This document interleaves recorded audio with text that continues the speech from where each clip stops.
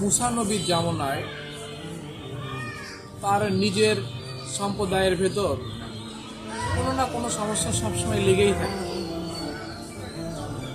তো এক ব্যক্তি আরেক ব্যক্তিকে ফাঁসানোর জন্য এক ব্যক্তিকে হত্যা করে একটা দরজার সামনে লুকিয়ে রেখে আসছে।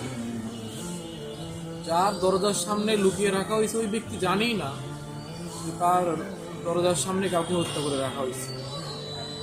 ঘুম থেকে উঠে সকালে দেখতে পেলেন একটা মৃত লাশ। গ্রামের সমস্ত মানুষজন এটা দেখার পরে চলে আসলো। তখন তারা একে অপরকে দোষারোপ করতে লাগলো এই হত্যাকাণ্ডে, কিন্তু কে এই হত্যাকারী তাকে চিহ্নিত করতে পারল না।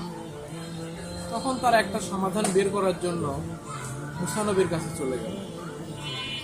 মুসা নবী সমস্ত গ্রামবাসীর এই কথা শুনল। এই কথা শোনার পর মুসা নবী সমস্ত লোককে বলল, তোমরা একটা গরু কেনো এবং এই গরুটা কুরবানি করো।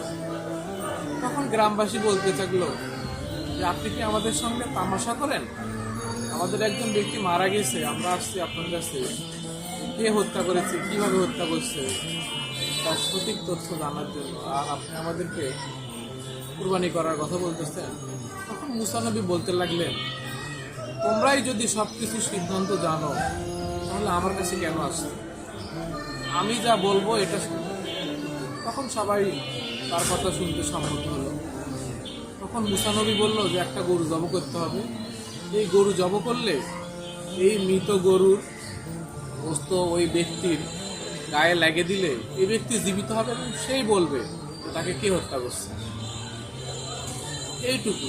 তখন তারা আবার তাকে জিজ্ঞেস করতে লাগলো কি গরু জব করবে। তখন মুসা নবী বললো যে আমি আল্লাহর কাছে জানিয়ে দেব। তখন আল্লাহ মুসা নবীকে জানিয়ে দিল যে একটা লাল গরু জবাই করা, এবং এই গরুটা বুড়াও না, আবার যুবকও না, আবার কুমারী। এরকম একটা গরু তারা খুঁজতে লাগলো সম্প্রদায়ের লোক, কিন্তু কোথাও এরকম একটা গরু পাওয়া যাচ্ছিল না। অবশেষে একটা গরু পাওয়া গেল। তো এই গরুটা যার কাছে পাওয়া গেল উনি আবার অত্যন্ত লোভী মানুষ। উনি বলতে লাগলো যে আমার এই গরুটা আমি বিক্রি করব না, যদি এই পরিমাণ সোনা রূপা বা অর্থ দেওয়া হয় আমাকে তাহলে দেব। তখন তার সম্প্রদায়ের সমস্ত লোকের কাছ থেকে তারা অর্থ সম্পদ নিয়ে ওই ব্যক্তিকে দিল। ওই ব্যক্তিকে দেওয়ার পরে তারা এই গরুটা জবাই করল। জবাই করার পরে কোন ব্যক্তি কিভাবে খুন করছে এটা তিনি জানিয়ে দিলেন।